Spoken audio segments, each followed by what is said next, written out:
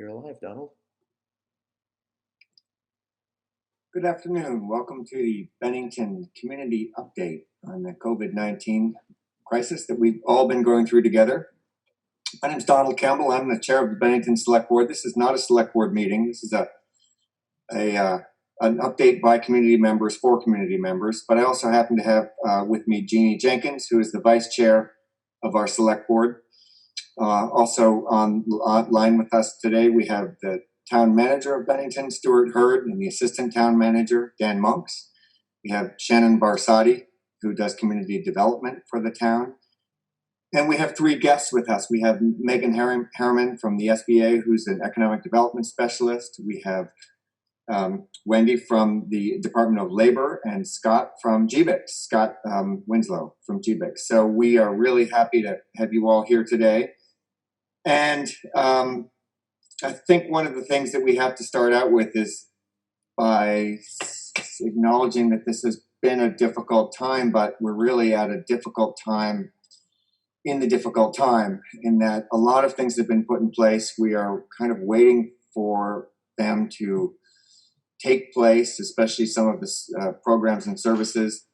And we'll hear a little bit more about that today. But on the good news, the efforts that people have been making, the many efforts that people have been making, are leading to positive change.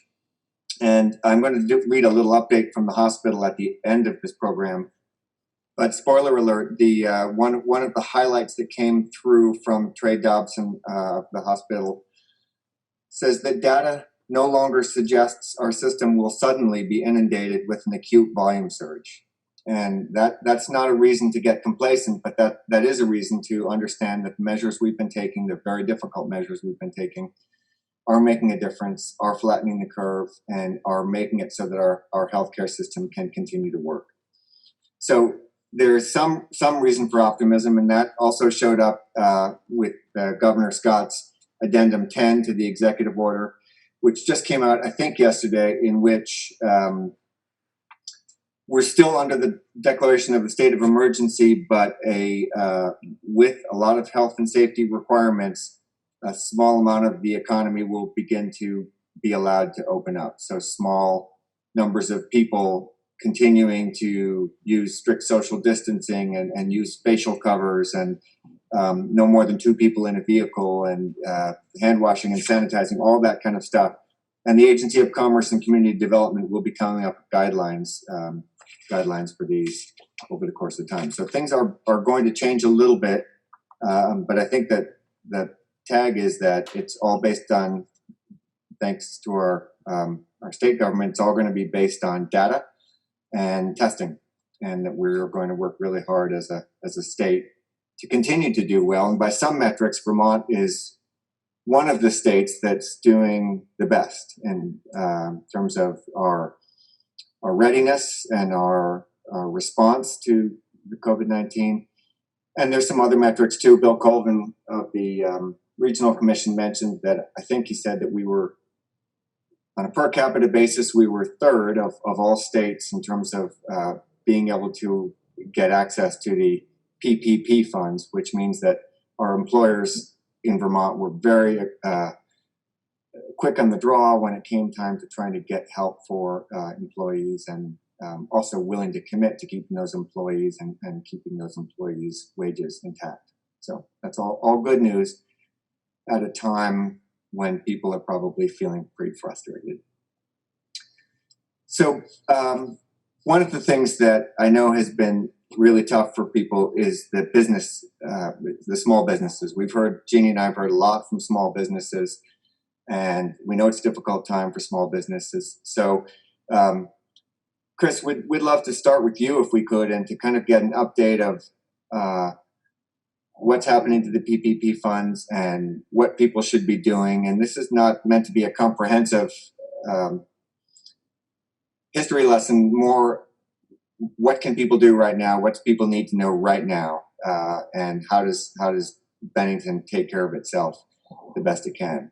So thanks for being with us today. And to those of you that are viewing this on Cat TV, I will say that Chris is unable to use video, so you won't be able to see her photograph. but she will be there. I'm going to try to get Facebook Live up and going, and we'll see if we can field some questions along the way for some of these participants. It won't be every question, but if I can kind of group them and cluster them, I will. So Chris, please unmute yourself and join us here. All right, so very good. Thank you so much for the opportunity to talk to everyone today. You did steal a little bit of my thunder, though, because one of the things that we're the most proud of is that we're the third highest per capita in the country on the applications for the disaster programs, and that's really, really a great sign and a great acknowledgement of the way people are responding and doing all the right things to put their applications in. So the first thing I want to do is give out my email address. And the reason I want to do that is because I know there's going to be a lot of questions, and I'm doing 30-minute calls with people. You can email me and we'll set up a specific time, and I will dedicate that time to you alone, and so we can work out any issues that you have, or at least get you some responses that might help you feel a little more secure in the process. So my email address is Chris, that's CHRIS dot Harriman, HERRIMAN at SBA.gov. And so go ahead and shoot me an email if you have a specific question, or just a general question, actually, and we'll set up a time. So just quick overview, there are 2 loans within the disaster program. There is actually a couple of other things in there, but we'll just talk about those. The EIDL, which is the one that you do online. You do it yourself. It's a very simple 15-minute process. You don't upload anything. This is the one that is done directly with SBA, and it gives you an opportunity for a loan advance, and that is based on the number of employees that you put in the application, with an opportunity for a loan advance up to $10,000 at $1,000 per employee. And then the second one is the Paycheck Protection Program, which is done through your bank or your lender. And that one is specifically for payroll and a couple of other expenses. Now, both of those programs are currently on hold because the funds have basically run out. However, applications that were already in process, everything we've been told at the district offices, the state offices of the SBA, is that loans that were in process are being processed first come, first serve until all of the committed money is used up. And what that means is, you would think we would know that, but what happens in both of these processes is someone can be offered a loan and then decide not to take it. So if the loan funds were committed, if someone got an approval and they had the commitment from their bank, and the funding was set up, the closing of the loan and the funding was set up, there are people that are not taking the loans for whatever reason, and so that money goes back into the pot, which gives an opportunity for someone else to get in on the list. So I've already heard of several companies that are choosing to give back some of the money, actually, because they were able to gain some revenue back. So I was really heartened to hear that there are companies that are doing the right thing, and instead of trying to grasp everything they can and just throw it at the wall, they're giving some of the money back if they really don't need to use it. So we're hoping that there will be more funds appropriated. It's in discussions today, as you probably all heard on the news. What we're looking forward to is that by tomorrow, there will have been a negotiation that is agreed upon by all parties concerned. And if that happens and they're able to get it through the process, then the funds would be appropriated and put into the pot on Wednesday. Of course, we have no way to guarantee that, but we're hopeful that that's what's going to happen. And when that does happen, then the applications that are in process that have not been funded will be the first ones to start up in the process for sending information out to the client and letting them know that they have the approval, and then asking if they want to continue on with the loan process. Same thing with the EIDL loan. Anything that is in process will be first come, first serve. And we have heard of many people in Vermont that have received a direct deposit into their business checking account for the loan advance piece of the EIDL. That is the one that is going to be 100% forgiven. But there is a loan side of it as well that has a longer term. And that one, we haven't heard about people getting the notification on that piece of it yet. So I will keep you up to date if I hear anything, but I have seen what it looks like because Maine actually declared their disaster before we did. And so they've got some approvals. So they're kind of a little ahead of us and they're sharing some information with us. So I know what the notification looks like. We just haven't seen one personally yet in Vermont. So not to say it hasn't happened, I just haven't heard of it yet. So that's where we are. Please send me an email if you would like information or clarity, or if you're just stressed out over this, and let me see if I can help you understand it better. I really am happy to help and happy to have the conversation with you. That's great, Chris. Thank you very much. And maybe we'll get you to give your email one more time before we move on here. But I also just wanted to make sure that we are clear on your bottom line, which is that it seems very likely to most of us that this next $450 billion package will be coming through. So people should be continuing to get to the banks and get these applications in, right? Is that kind of the summary for businesses? Yeah, glad you said that. Yeah. So in a nutshell, if you haven't done your application for the Paycheck Protection Program yet, it's a very simple application form. It's right on our website.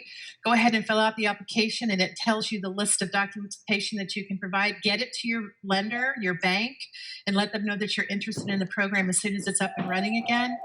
And on the other one, the EIDL program, that one you do have to do it online. So, and it's shut down as of now. So as soon as the money is back into the bucket, that will open back up.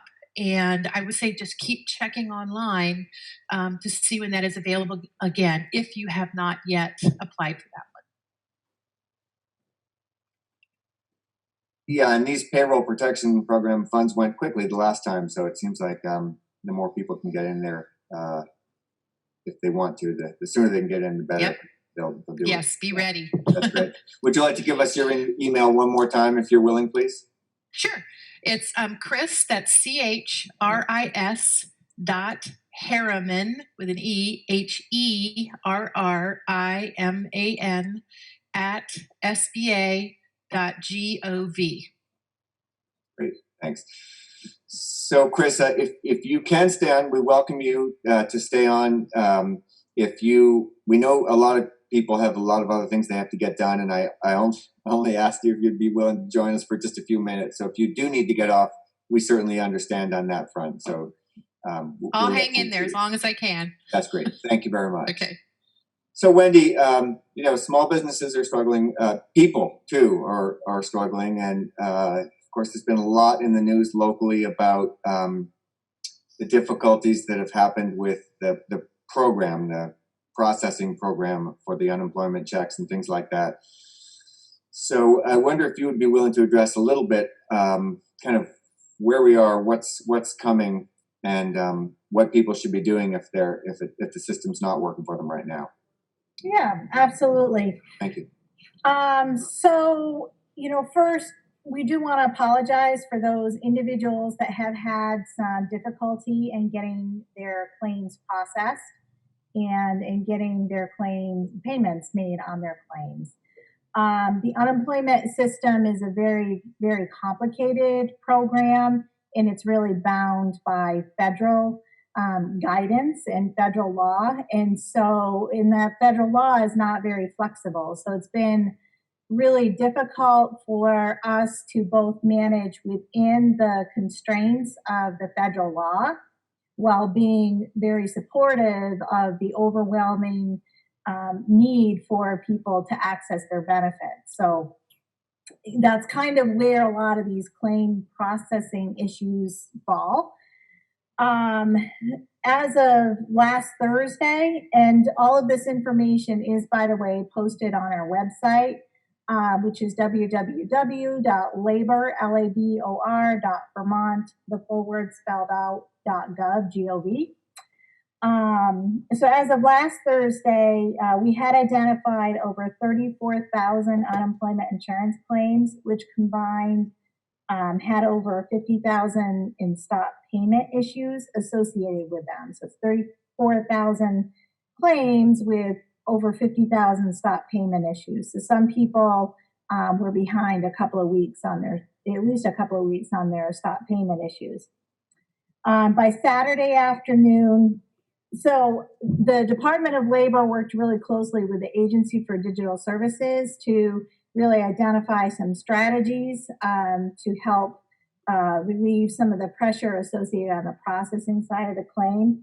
And by Saturday afternoon, all of those efforts had resulted in an additional 20,000 claimants having their claims processed. So it was a significant increase in claims that were being processed from Thursday to Saturday. So that's good news. And then as of Sunday, nearly 32,000 claim issues had been cleared. So the original 34, we're now talking 32,000 claims had been cleared, allowing claimants to proceed with filing a weekly claim and collecting their benefits. So really great news as of yesterday. In addition, the governor had made the announcement towards the end of last week that anybody who had not had their claims processed and were sort of stuck in that queue were going to receive a $1,200 payment. And those people were also identified in the system, and those payments are being processed and mailed out today for the remaining folks. So good news is that there are a lot of people that will be getting, some sort of benefit through the unemployment insurance side of the house. And I don't want to downplay sort of the federal requirements and the federal obligations. We at some point we decided that given the overwhelming demand on the system, we, in really trying to provide timely claims processing while meeting all of the federal standards, it was virtually an impossible situation for us, really managing both sides of that house. So ultimately, we needed to figure out a way to put people over processes and get people their benefits. And so that is essentially the decision that we made this weekend. The unemployment insurance program is both federally funded as well as federally regulated. And that, again, that lack of federal flexibility had exacerbated an already complicated and cumbersome program. Well, the state is eligible for additional federal unemployment benefits for qualified Vermonters. The ability to get these benefits directly to claimants in a timely manner was not possible under the immense requirements set by the federal government. We still have our obligation to make sure that we're operating within federal regulations and federal compliance. But instead of making that part of the program upfront and delaying payments, we're going to be continuing to review those claims on the back end to make sure that the claims are compliant on the federal side and within the federal parameters. But we didn't want to delay payments anymore to people in making that happen. So that's kind of where we're at right now with the unemployment process. We are highly, highly, highly recommending that anybody who needs to apply for benefits or is still sort of in this, there may be some that are still having some issues or processing issues, or just if you're an unemployment claimant in general, we're highly encouraging that you sign up for the unemployment newsletter.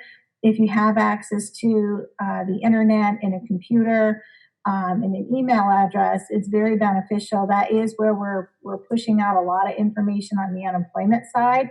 Because sometimes some people are having some issues with still filing a weekly claim because the system is overwhelmed, and they may be receiving this weird error that says their social security number can't be found. Doesn't mean that it's not in there. the system doesn't, it just knows that it's experiencing an error. It doesn't know how to communicate what that error is. And so it kind of sends out the same standard thing to everybody. But there is a lot of information in those newsletters that may actually answer people's questions so that they don't have the frustration of trying to get through the call center lines and not getting through. Speaking of call center lines, the other thing that the Department of Labor has done has significantly added resources. We're now in a position where we can significantly add resources to supporting unemployment claims. We now have a total number of staff on phone lines answering phones to 150, which is huge, and more than 200 people in total processing unemployment claims. So there's a lot of people now that are working on this. I do want to just address the people side of it for just a minute, because some of the things that we're getting questions from, or from people calling into our field offices is, well, you guys should be working 24/7, and how come you're not answering the calls? And people are thinking that there's nobody answering the calls, and there are absolutely people answering those calls. It's because the program itself is very complicated, the systems are complicated. It is not as easy as just pulling somebody in today and then having them, run with it and be able to be the resource that unemployment claimants are looking for. So there's a whole training involved in getting those people onboarded so that they can effectively answer people's claims. And give them good information, give them good direction, and clear those issues that are preventing them from accessing your benefits. So it's a process, and it's not as quick as just snapping fingers and then having all the available resources to go towards that claim.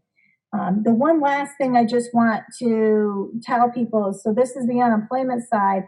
Half my resources are supporting the unemployment side right now, but the other half in my field offices are also responding to workforce development needs. And there are people that could be very well looking for work, or thinking about, when my job is now ending, or maybe they've found out that their employer is not going to be pulling them back, or maybe they're just thinking about upgrading their skills anyway. Those are services that we would normally offer under any circumstances, and they're still available to people today. All they need to do is give our front office desk a call, and people, live human beings, are answering that number. And if you go to voicemail, somebody will get right back to you, hopefully that day. But that number is 442-6376 in Bennington, and in Rutland it's 786-5837. But Bennington, definitely, all you need to do is call the front desk phone, and you can even schedule an appointment. We are doing virtual appointments with people. Sometimes we're able to do them through Skype or Microsoft Teams if you want the visual, or certainly just a phone appointment. And we can do a lot through corresponding via email with people and through the phone, and getting them set on their way. The other thing, we are absolutely supporting employers in this as well. Believe it or not, we actually have employers that are connecting with us because they have recruitment needs. And so, we are absolutely assisting those employers as well, and will continue to assist employers with recruitment needs. That's great, Wendy. Thank you very much for that summary. It sounds like if I was to ask you to bottom line it, it sounds like things are getting better. There's a lot of manpower that's been thrown at this, number one. And number two, 442-6376. Call that number, and your people can walk anybody through the process that has not already gone through it. Would that be the summary you would offer? Absolutely. Yep, absolutely. Okay. Yep. Great. Well, I think we all know it's a stressful time having this many claims come in all at once, and certainly our governor's been talking about it a lot. We all know Mike Harrington. He's been working away feverishly at it. I got it. The guy's probably lost a little hair over it. but doing the best they can. Yeah, So- and I do want to just say too. I've heard this, and I've not read this, but I've heard that Vermont was actually pulling off their pandemic unemployment insurance. We were like the third quickest in getting that program, from all the states, getting it off the ground, or getting it close to being off the ground, which should launch fully. I'm told by the end of the week. But we are so much better off in Vermont, even though to a claimant it may not feel like it. So much better off with our unemployment system than some of even our neighboring states have been. So, just putting things into perspective, we've actually done really well in the state of Vermont. Right. It's cold comfort. I mean, it's absolutely right. Vermont's doing great by almost any metric, and yet that's cold comfort for somebody who still needs help. It's cold comfort for somebody who needs food, for somebody who needs housing, for somebody who needs medical care or a tooth pulled or something like that. And so, Scott, I wonder if you'd be willing to walk us through a little bit of what kind of where people turn in an emergency in town if they've got something that's come up for them that they just can't figure out how to take care of it. And I know GBICS has done a lot for our community over the years, but I wonder if we could get you to walk us through a little bit of what services are available to people that need them right away. Sure. Thank you, Don. And just briefly, I mean, I can run through GBICS services that we provide. And our building is closed, but we are still providing services. We are still open for business. The one that most people want to know about the most is the kitchen cupboard food program is still occurring 3 times a week on a regular schedule. It's outdoors. So if anyone is in need of food assistance, anybody's welcome to come to the kitchen cupboard at 121 Depot Street once a week to get food. We've seen a big increase in volume, and so usually there's a crowd at the beginning and a line. If people want to avoid the line, they can come later on. It's open for 2 hours at a time. If you come a little later on during the distribution, all the same food is still there. You're still able to get food, and you won't have to wait in line as long. So we do provide food assistance. The Bennington Free Clinic, it's a medical clinic for uninsured and underinsured adults. We have scaled way back on our schedule to take only the most urgent and non-COVID patients.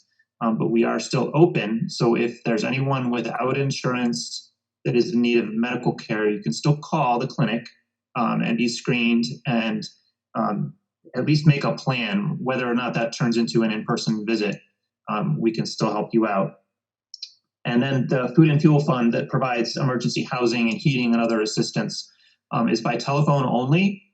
And I'd like to say we could be as responsive as we'd like to be. You'll most likely have to leave a message and wait for someone to call you back. If you don't get a call back within a day or so, please do continue to try to call and somebody will get back to you. So those are our 3 main programs: the food program, the medical clinic, and the Food and Fuel Fund.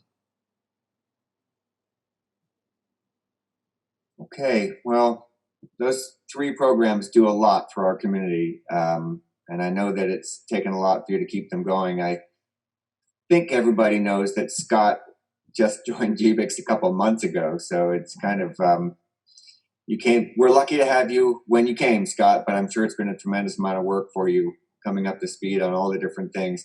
Just the acronyms alone must be overwhelming, trying to figure out what all the different organizations are and what they do, but you've done a tremendous job, and thank you for being there for our community. We may have some more things to ask you about, but I'd like to pivot briefly, if you're, unless there are any questions from Jeannie or Shannon, I'd like to pivot briefly to Jeannie and Shannon. There are other community-related things that are brewing, and of course, GBICS is a nonprofit organization that takes on a lot of different things, but there are a number of other nonprofit organizations that are working hard on things. So there are other services and emergency services that are available to people. Do you two, either of you, have something you'd like to share on that front? Hi, I'm just wondering if Wendy could speak to self-employed individuals and just whether there are specific processes that they should be following at this point? That's great. Wendy, before you do, I should just tell you I've had a little trouble with the Cat TV live feed.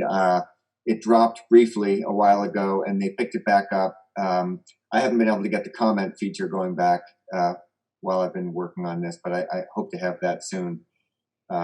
So anyway, I apologize to anyone who's watching whose feed dropped momentarily, but it's been picked back up now, and hope you followed through. So Wendy.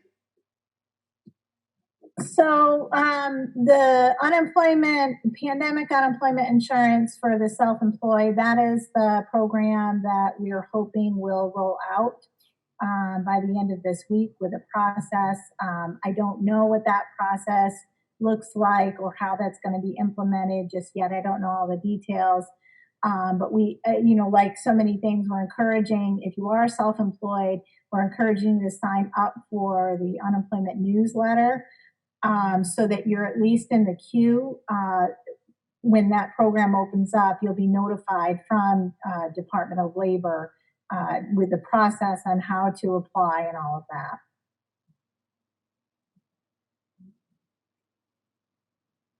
Shannon, do you want to go? And I'll. Sure. And we'll probably have some crossover, Jeannie, but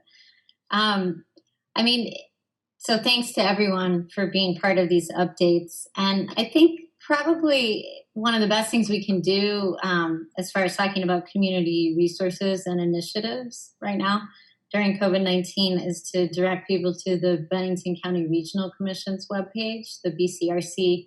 It's bcrcvt.org. And they have Allison Stroll, who works for the BCRC, has really just been doing great work updating the lists that they have. So it goes through food resources, community and individual resources, including the latest updates on the stay-at-home orders from the governor and how those have changed. It also has a lot of really great resources for small business owners. And I wanted to mention a couple of those really quick that just came out today. One is a grant program that's available for $5,000 grants for small businesses. And it begins today at 3 p.m. You can apply, and it's through the U.S. Chamber of Commerce Foundation. There also are volunteer opportunities that are on that page. And there's just been, I'm just so impressed with the community's response and all of the different initiatives that have been happening, both kind of, your first responders and of course our healthcare workers, but also some of the just grassroots initiatives that have popped up. And there's a couple that I wanted to mention.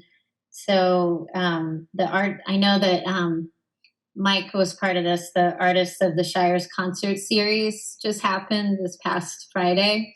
And that was a bunch of different local musicians got on and did a concert through Cat TV and also did a fundraiser for COVID relief for the hospital. And it was just awesome. It was great to watch.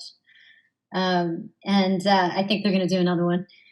There also has been a Southern Vermont COVID-19 volunteer network that's working on getting personal protective equipment to our healthcare workers. And there's also an incredible initiative called the Green Mountain Mask Makers, who are, creating masks and getting them out to everybody who needs them. And there's another group called these are Facebook groups too, so you can go on and search for them. There's a group called Support Local Southern Vermont that's putting up information about what businesses are open and how they're trying to get their products to people through curbside pickup and delivery and online ordering. So I just think those are all great things that are happening. And also our local business community, including K&E Plastics, Hale Mountain Research, the CDC, now the Southwest Tech has been working on fabricating PPE for our community as well. So those are some of the things that I've just seen in the last week or so. But I think as far as looking at what resources you can really also for volunteering or for needs. There's the Bennington Mutual Aid, which is also linked to the BCRC site, and it's a place to go if there's a need that you have. You can fill out a form there, and if you want to volunteer, you can also put your name in there. So I just think that it's just impressive how we've responded as a community. Great, Shannon. Thank you. Yeah, it is. And I keep hearing glimmers of little other efforts that people want to get going. And so it'll be interesting to see what other things crop up as time goes by. We're just now. Oh. One more thing I wanted to mention, and this isn't on the BCRC site, but people should know that the town also has a revolving loan fund. Yeah. That many of our small businesses have used. It's still available, and we've also been working with the state to look at how to make more funds available as well, especially as this federal funding becomes more available to the state through the Agency of Commerce and Community Development. So they can contact me for more information. I was interested in that gift card program that Brattleboro did a while ago. I think it was fairly recently. It was sort of a non-governmental effort, but it was an effort to try to get people to buy gift cards in downtown Brattleboro. It sounded like it raised quite a lot of money in pretty short order. I don't know, Chris, if other people are doing stuff like that around the state, but anyway, that's the kind of stuff that it would be nice to see continue to come. Jeannie, what else is on your mind today? Well, I think Shannon did a really nice job of providing a great overview of what's going on. On last Friday, Shannon, Wendy, and I were all on a Zoom meeting through BCIC with Representative Peter Welch. And one of the things that came out of that, he actually queried all of us about what businesses had been able to get the payroll protection loans and just how they were doing. And it was really impressive that our businesses did immediately go after those loans. They were, for the most part, successful in receiving them. There's one business that's still on hold, but they're looking out. I think again, it's Bennington looking out for Bennington and making sure that employees have what they need to the extent that's possible during this time. So it was actually really impressive to hear how not only their efforts in terms of protecting employees through through the loan, but also pivoting their manufacturing so that they could find work that would keep them solvent during this time. So I think that's been really, really impressive. I think to add to what Scott was saying, the emergency shelter people in Bennington County have been extraordinary. They meet 3 times a week. And right now, 173 people, which represent over 100 families, are being housed in area motels. Most of those motels are in Bennington, but also in Arlington and in Manchester. Food is going out to individuals, so everyone 18 and younger is eligible for food through the school system. Whether you're in school or not. The Southern Baptist Emergency Disaster Relief Group has really pitched in. They were brought in by the Centers for Disease Control, and they have been filling in where the school systems have not been able to reach either kids or families in need. And that's just really been extraordinary. So anyone that needs food 7 days a week has food 7 days a week. I think the last thing that I want to mention is the census.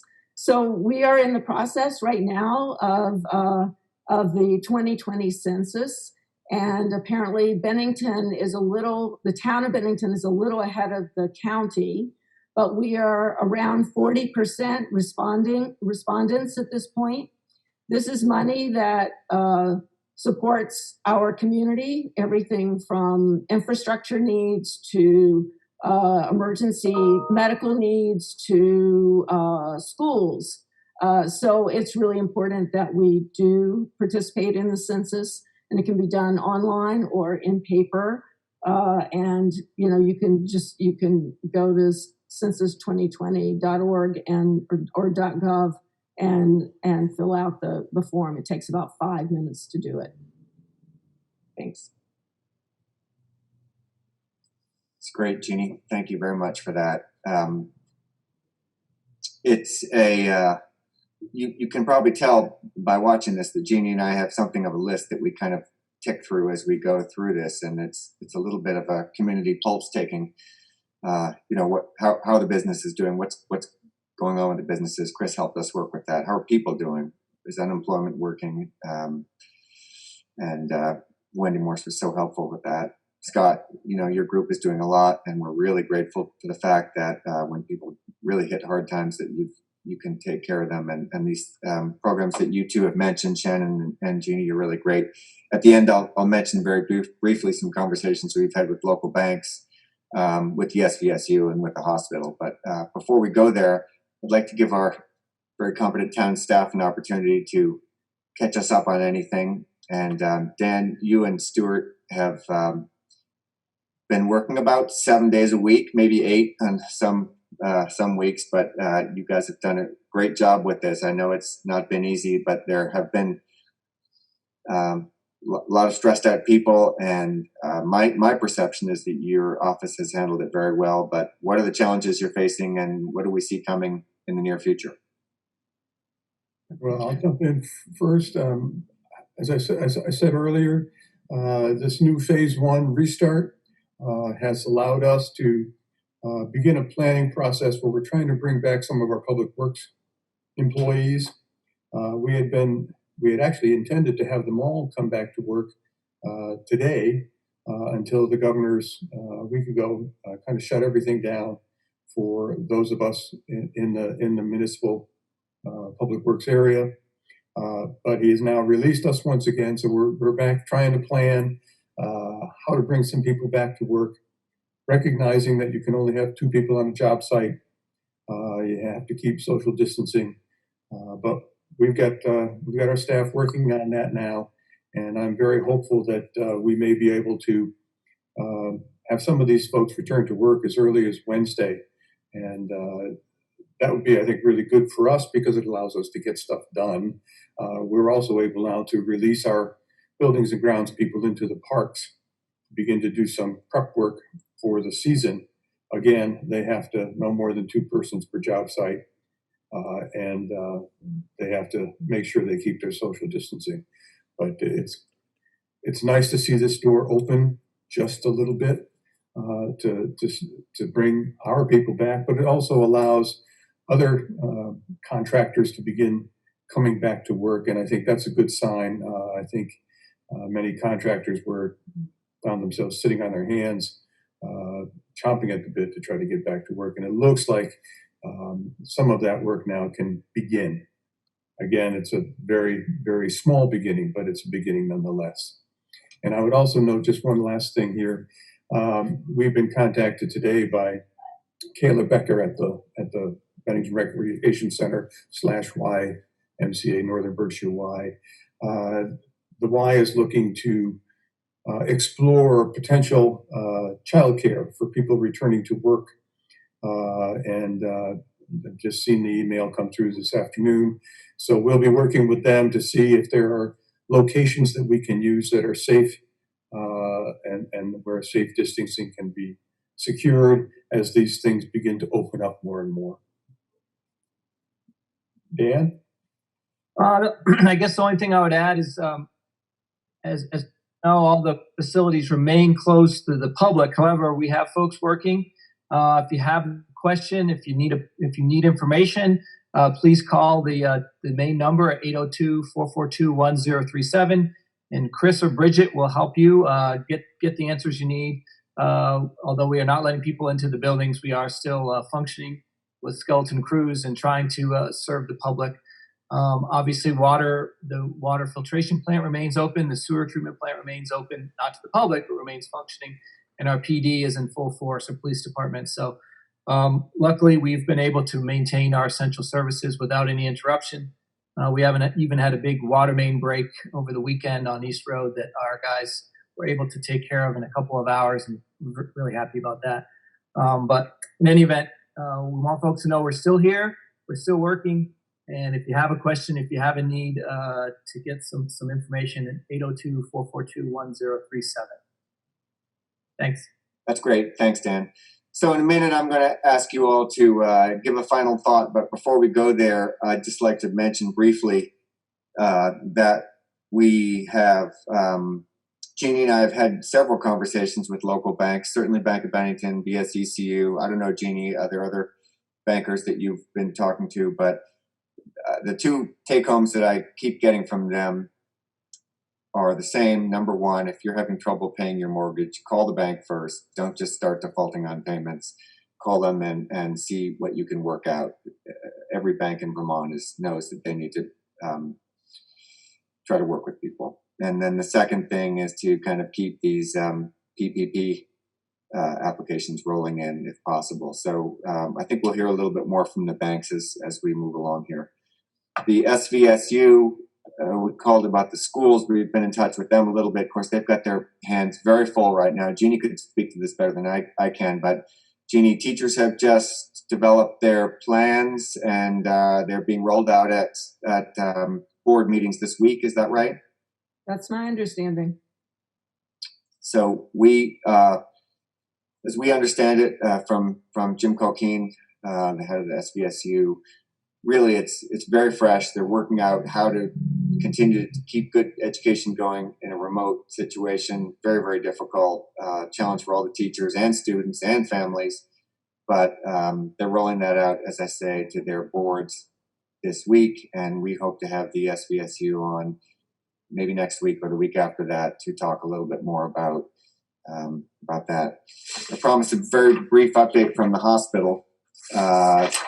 Trey Dobson was unable to join us today because of a scheduling overlap, but he did ask me to share the following. I'm just going to read it because I'm not sure I could interpret it entirely, and don't ask me any questions about this because I'm not going to be able to answer them. But here's what he said regarding operations.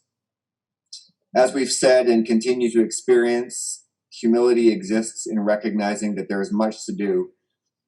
There's much we do not know about the evolution of the COVID-19 pandemic. Moving forward, we'll face challenges in operations, including those that are predictable and those not currently on our radar. Continued planning and readiness are crucial to ensuring we are meeting our mission to the community. Incident command, in consultation with department leaders, medical staff, and executive management, is developing the SVHC operations timeline in COVID-19 to resume services to be released next week.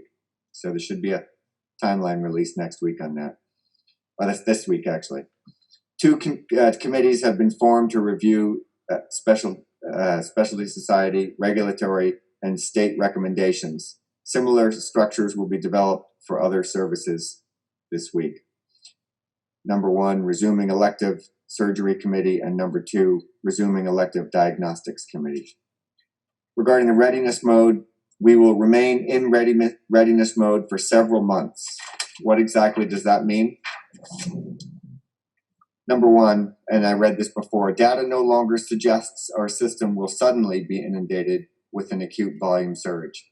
However, a cluster of COVID-19 patients from a care home, prison, school, or housing facility would certainly require us to ramp up resources. Similarly, relaxing of the restrictions on gathering and movement will lead to a steady increase in patients needing evaluation and treatment. We remain ready with adequate PPE supplies.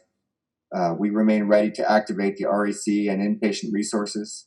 We remain ready to reassign medical staff, nursing, and other critical and non-critical staff. And we remain ready to restrict certain services at any time. So a lot of that may mean more to some of you than others, but I think what it sounds to me like is that they're no longer talking about a 300% surge in the hospital, at least while we're all practicing the the good health practices that we are practicing. And they're looking at a timeline for getting back to elective surgeries and getting back to diagnostic practices. So that's I think good news for our community. So before we log off for the day, I'd like to, maybe I'll go down in the same order that we went. So Chris, I'm going to start with you, but if anyone has any last thoughts, I would welcome it at this point. Chris, what's your last thought for the day here?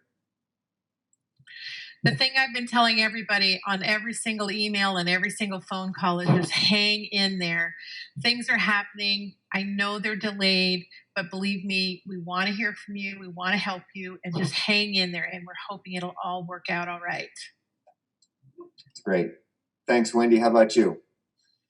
I would say the same thing as what Chris just said. Thank you, Chris. Yeah, just hang in there. We also want to help, and we'll do everything that we can. Yeah, there's been a lot of getting systems in place up until now, and now we have to refine that and get those systems all working and get people so that they're comfortable with these systems. That's right. Yeah, Scott, what's your final thought for the day? Oh, I guess give us a call, 447-3700, and we'll see what we can do. It's great. Great. 447 is good. Jeannie, how about you? Just thank you to everyone for everything you've done, and keep reaching out with questions, and we will try and connect you with the appropriate people. Great. Shannon? I would also agree to hang in there and reach out if you need help. There are a lot of people trying to help right now, and we can help connect you. That's great. Thank you, Stuart. Last word from you today? Actually, this is not necessarily COVID related, but the IACP's Police Department assessment is on CAT TV. I believe CAT TV Facebook. Is it this evening at 6 o'clock? Am I correct on the time? That's right. 6 o'clock. Yep. I think that's something I think the community should pay attention to. So that you brought it up, that's a pre-recorded show that they're putting on, which will be their presentation. The select board will not be part of that, and people will have a chance to get questions to them over the course of the coming weeks before we have a more public meeting with them, when we'll go through it a little bit more in depth. That's great. Thanks for bringing that up. Dan, any last thoughts from you? No, only that we're here, and if you have a question, give us a call, 442-1037. That's great. Well, thank you all very much for being part of this community update. I think it's worth us probably doing it every week for you. We hope you think it's worth it. It's a lot going on, a lot of pieces, and a lot of things that are happening quickly. We'll try to keep you updated. We'll try to meet you next week around 1 o'clock. We have moved this time because the governor's been doing updates at 11 o'clock. But we're happy to let him have dibs on that time slot while we move to 1 o'clock. So I'd like to thank Wendy, to Chris and Wendy and Scott and Shannon, Jeannie, Stu and Dan, and everybody in this community. As has been said, hang in there. We're at a tough spot right now, but we're going to get through this together, and spring's coming. So thanks very much. I'm going to end the meeting now.